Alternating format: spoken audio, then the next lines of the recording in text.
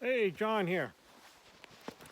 Think you can take a glance behind me here. We got one of them snowstorms stuck to everything, so I thought I'd take a few minutes. Let's talk saw chaps, okay? Maybe the wind will kick up and knock some of this snow off. But with the saw chap issue, you know how it goes with the algorithms in YouTube. You watch one and they think, wow, you want to see that? We'll show you a whole bunch of them. And what I see out there is these demonstrations on what happens to the saw when they hook into a pair of chaps. And we've seen it, right? You know, the fibers bind up the chain. But I thought I'd throw my little mix into here, and then I'm actually going to be crazy enough to do this to myself. So let's see how it goes.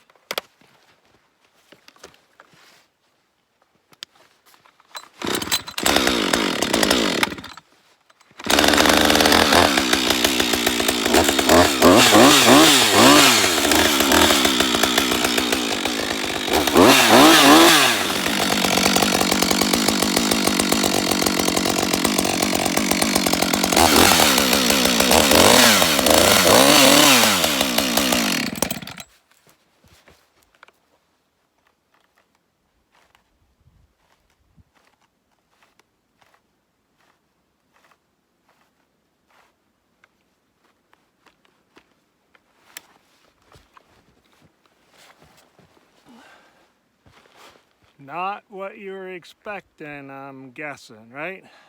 Let's talk about it.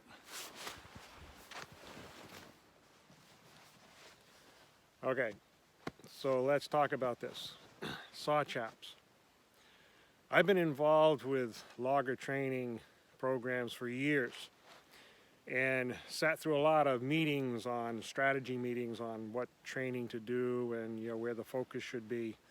And there's something that I've seen over the years that I just want to kick in here real quick, and I think this chap demonstration is a good example of this, and that is we want to be careful that the sensational doesn't overshadow the frequent. And what I mean by that here in the context of this saw chap chainsaw demonstration, can we think about to do this demonstration where we're taking a saw full throttle and laying it across, a log, say. Well, that seems sensational, right? Jams the chain up. But think about this now. Look at the position that I'm trying to hold this saw in and trying to come down at a 90-degree across my leg and then holding onto the throttle. Is that realistic? Is it possible? Sure. Is it, frequent? Probably not. Let's look at what can happen, more apt to happen here with running a saw. We're doing our thing, right? We're cutting wood up. Get the pulling chain from the saw, pulls the saw, maybe slips a little bit off, you get a little bit off balance and so on, and the saw can get shoved back at you, right? You've got this pushing chain on the top, so you lay into a limb that's got some tension on it, and it shoves that saw back into you. And can we see where, I'm going to adjust this down a little bit, right, just to kind of redo quickly that little demonstration where the saw strikes the bottom of that chap, and the first tooth that touches that bottom leg of the chap there, that first tooth hooks onto it. That chain's spinning 40 miles an hour, flips that chap out of the way and exposes your lower leg. So, life-threatening? No, probably not. Life-changing? Very easily, right? We take a saw cut in the lower leg. It is really, really bad because the lower leg, front of the shin, ankle, there's no soft tissue there, right? Chain is going to go right to the bone, and not only is the physical damage really bad, but trying to heal a wound down on your lower leg like that without that soft tissue, you don't have a lot of good blood flow, and it can be very difficult to heal that wound. Now let's come back, let's go back up a little bit here on the leg, can we appreciate the potential of that pushback, right, or a slip, and the saw comes down and it strikes here up into this leg, or either leg, really, right? So just down here a little bit, can we see the chain twisting the chap? And if that chain, I'm going to come around this way, that chain twists this chap just a little bit. Can you see where this is going to expose the inside of that knee joint a little bit higher, and we're up into that femoral artery?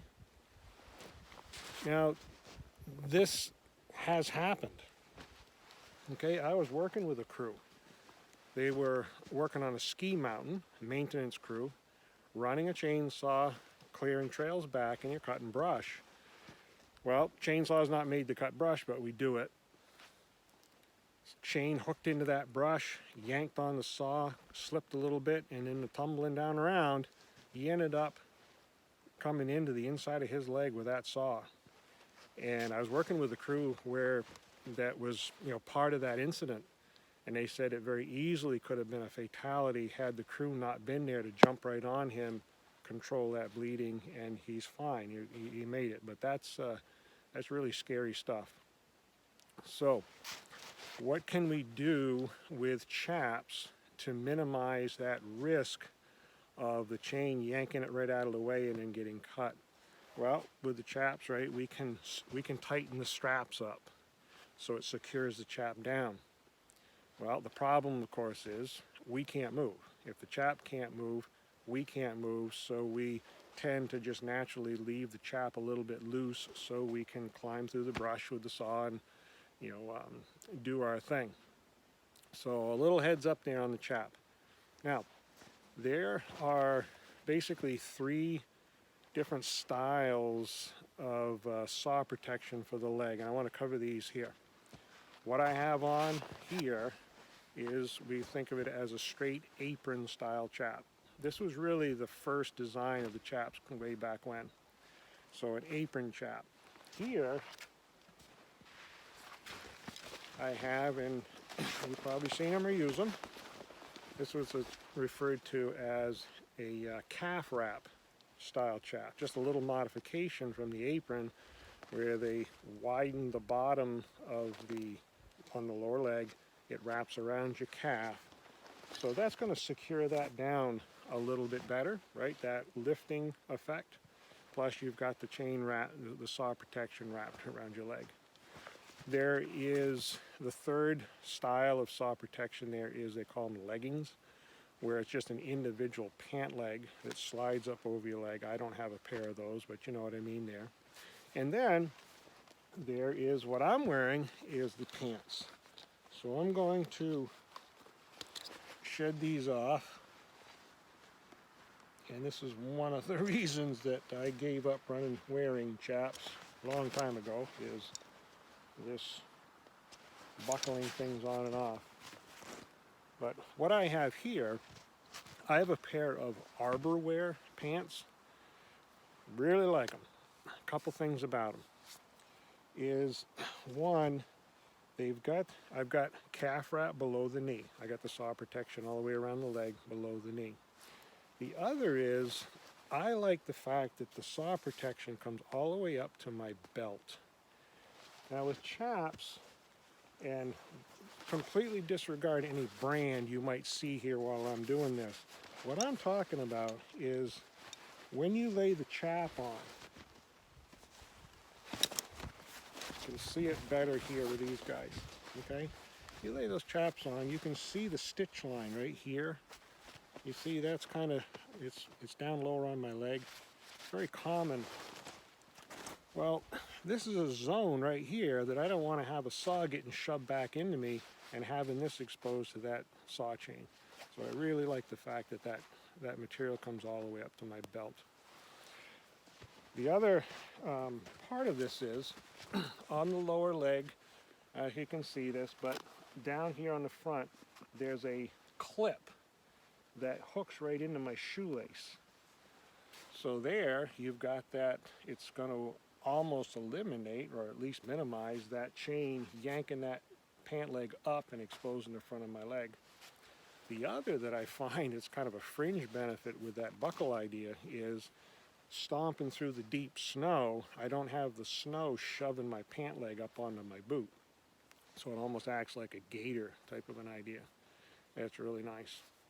I have a pair of Cheryl tree pants for the summer. Really nice, very nice light material, very breathable. I have worn them in the winter. Throw some thermals on underneath, and they do work, but they are made more for that hot weather. So I'm hoping we can see a little bit of depends on what you're doing kind of thing. I do this for a living. I put my pants on in the morning, and I don't have to think about putting the chaps on. A caution that I've thrown out a lot of times when I'm doing the classes, when it comes to folks relying on the chaps, the snap-on chap system for their leg protection, is human nature kicking in, and we want to be careful of that. It's only going to take me a minute to do this cutting. I got a tree limb that fell in the driveway this morning. I got to get to work, and the chaps lay right over top of the saw. But, you know, it's just going to take me a second. Can you see where that story's going, or, you know, could go? So be careful of that one. The flip side of that, of course, is you are going to run a saw for a short period of time. You can snap your chaps on, do your thing for a little bit, kick them off for the rest of the day, and you don't have to be wearing, you know, saw pants all day long. So it all depends on what system that you want to be, that you're actually using them for. But taking care of them, I want to throw in a quick comment on taking care of them. I'm going to throw in here a picture of the tag, the care and washing tag that I have on the pants. So be aware of that, okay? They've got some issues there that you just want to be aware of, okay? Hope that gives you a few things to think about, and please, questions, comments, let them fly. If you find this sort of thing useful, maybe for a friend, right? Pass it along, share it. If you haven't already, hit that subscribe button. I'm going to be cranking out some more. Please, questions, comments, let me know what you might, some subjects you might want to cover. Take care, and we'll see you in the woods.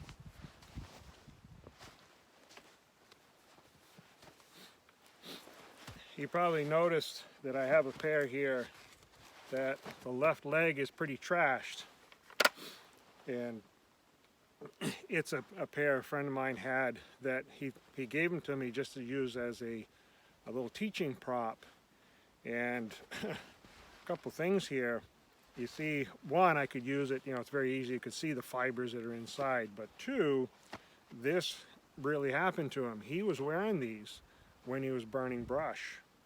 And right up, you know, chucking the brush into the brush pile, wind came up, stirred them embers up, and he realized real quick he had a pair of chaps on that were on fire.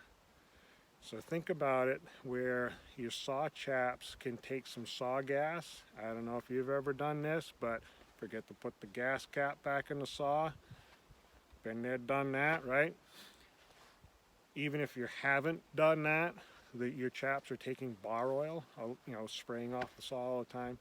So there's a could have been disastrous. He didn't get hurt. He got him out.